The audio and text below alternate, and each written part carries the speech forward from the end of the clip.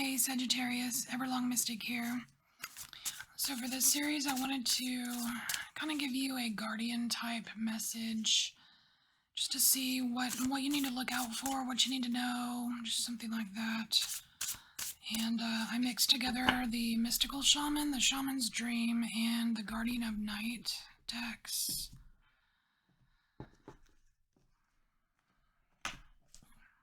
Alright, Sagittarius.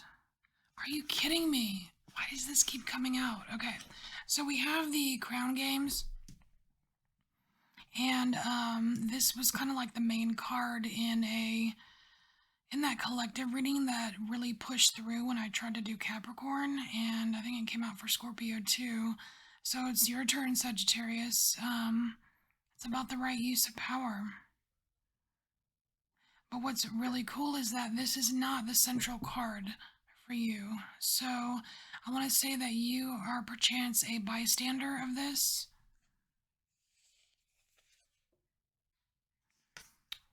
You have the Ten of Wands. Well, that doesn't feel good. It's a struggle. It's like salmon trying to swim upstream. It's a struggle. Kind of reminds me of like Murphy's Law. You know, like when things could go right, but somehow they don't. Like just having it's like having to struggle every freaking step of the way with something.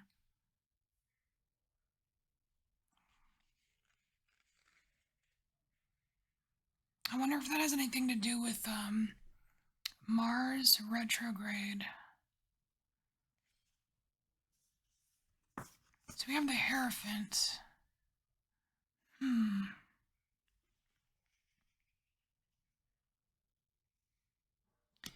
The Hierophant, it's like, I mean, I like this Hierophant card. It's kind of cool.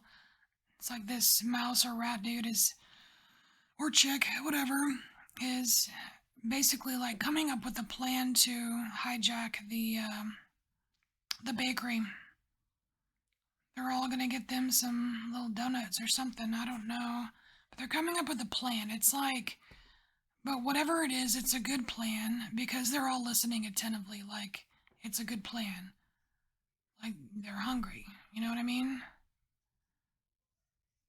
It's like it's a good plan, but somehow it's like you're getting foiled at every step. It's almost like there's something behind the scenes kind of messing it up for you. Because I really am not feeling or seeing this as all your fault, Sagittarius. You know what I mean? I don't think it's all your fault.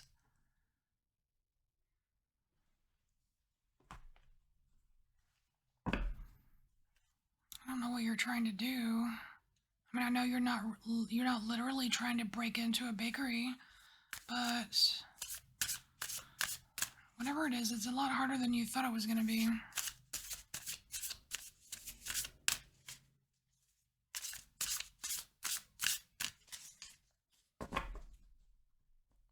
Because if we're going to use the bakery metaphor, maybe it's not the bakery.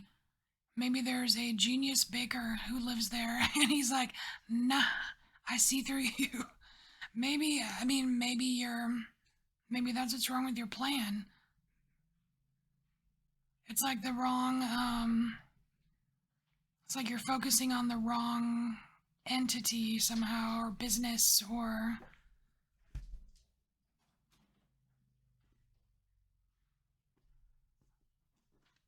it's like the plan is good, it's just the location that's wrong or something. Like maybe, like even with this Ten of Wands with the salmon swimming upstream, it's like maybe the rocks are in the wrong places and it's impossible to swim, or you know what I mean? Like wrong location.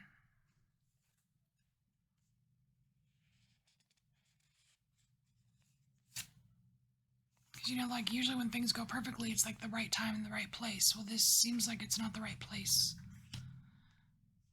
Oh, so this has come out a couple times, the Six of Wands, and I like it. It's that whole celebration thing. Like you want to be recognized, you want to be honored, you want to have your special day, your special time. You want to feel freaking good, right?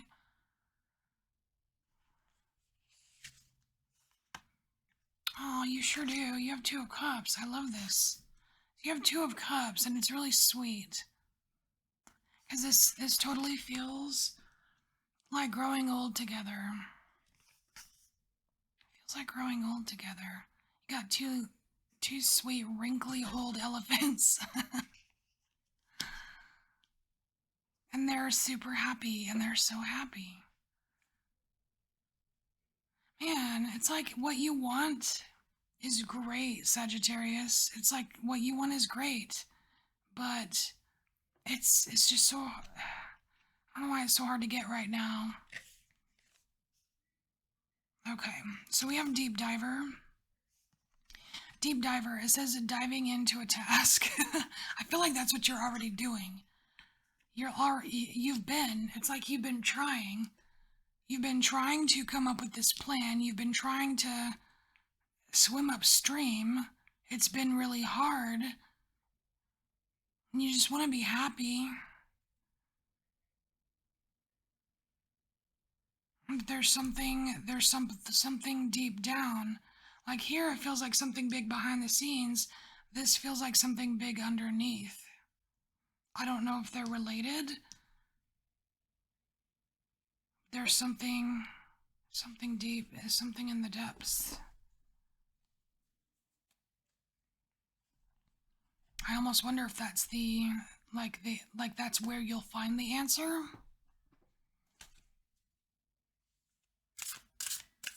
I mean, I can tell that deep down you really want to be happy. I can feel it. I mean, who doesn't, right? I mean, nobody wants to be unhappy all the time. But, you know, constant struggle can wear a person out. Or constant hunger.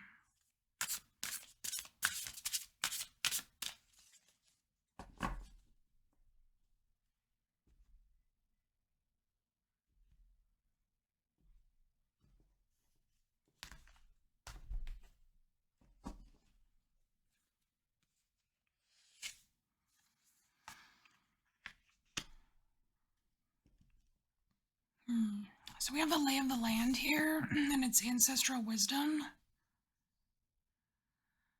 Not so much getting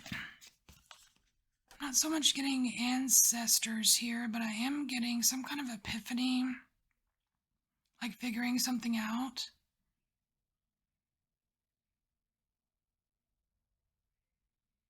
The lay of the land. Oh, figuring out the location. Oh my gosh, the land.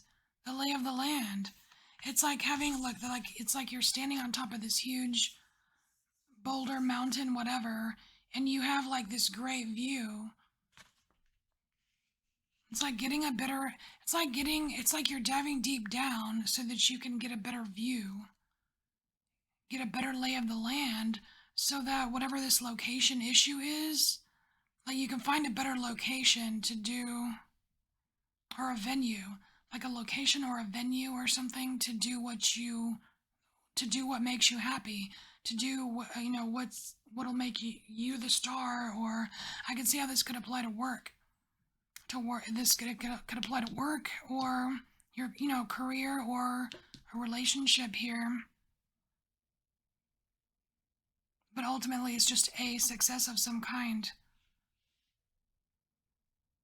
But that's cool. You get this is saying like, I mean, just because the person is standing there with their hands up, it's like, aha, I see now.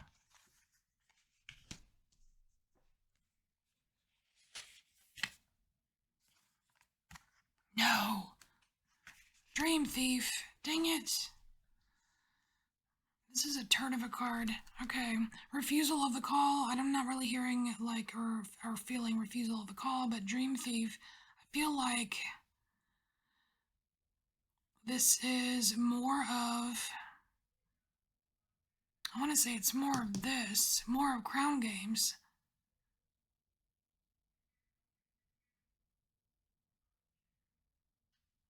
It's almost like this, it's like an energy of something thwarting you. And I don't, and Like this feels kind of like a person or a group of people, right? Or like a big company or corporation or a big, whatever. But this just feels like an energy. Like not a person, but just an energy. I mean, I don't know if you're doing this to yourself. I don't know. Let's get the last card out real quick, and then we'll clarify. Oh, shit. Jaguar. All right, Sagittarius. Dang it. All right, so we have this Jaguar coming out under the deep dive. So something under the surface. So it's definitely shadow related. It's something, it could be fear related, because the Jaguar is pretty much the only, I want to say the only scary-ish card in this deck. People are afraid of their shadows. They're afraid of deep water. They're afraid of what's in the dark. You know what I mean? This Jaguar is serious, though. He's serious. It's like he's been waiting. It's like this Jaguar has been waiting deep down here for a long time for you to come visit or to acknowledge whatever this is. And I want to say that's how you get the lay of the land. So it's worth it to go there or to confront it or to accept it or whatever, whatever you have to do, however that applies to you. And I think that's how you prevent the dream thief, the thwarting of your happiness, the thwarting of you being recognized, the thwarting of you finding the right place for your great plan. It's your shadow. Now, I don't know that, like here, again, like I don't think this Crown Games is really, it's something that you are a spectator of. I really don't think this Crown Games is the reason why things are so difficult, but I can see it being an excuse or a scapegoat. Like, well, the state of the world is blah, blah, blah, and that's why I can't, blah, blah, blah, inflation and blah, you know what I mean? But I feel like this is an excuse because to avoid this right here. Anyways, so Sagittarius, I'm gonna leave it there. I'm not gonna clarify any other cards. I'm gonna leave it there. This is your message. This is what I'm getting, and this is what you need to know. So I thank you for being here.